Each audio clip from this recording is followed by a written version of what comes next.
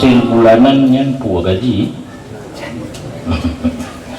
Hasil bulanan apakah nah wajib zakat? Rajih arwah almarhum Abun Tanjungan Wate Bupati Pak Mustafa Gelanggang kali juga seminar yang makalah Abun belum pendamping watenan keputusan gaji hana wajib zakat nya laki din ba urang tu dalam pemerintahan apabila datang perintah dari atasan nyan kan dakut syar'i dakut pemerintahi diwajibkan oleh bupati dari dakut gaji para PNS nyan hana dalam kitab nya hana lunto dikira le urang yang pegah wajib dakut bak gaji pakat di tingkat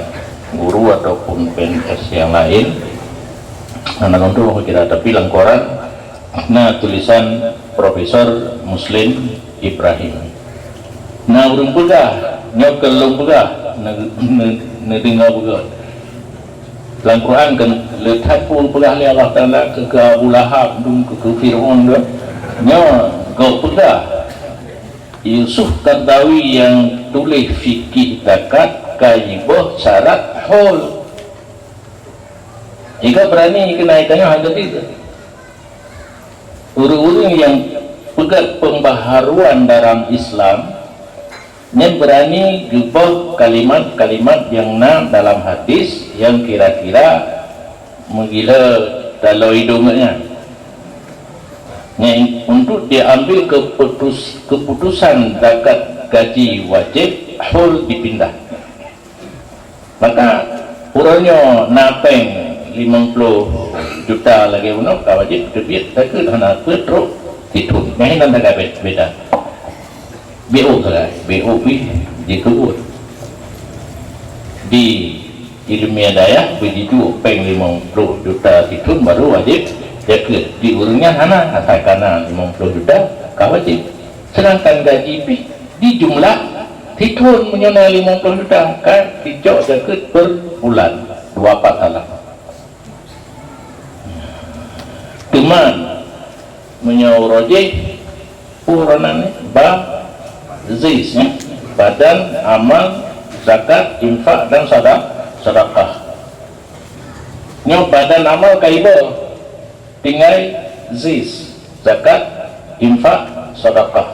menyazakat hana bak gaji menyo infak terserah atasan diperintahkan kepada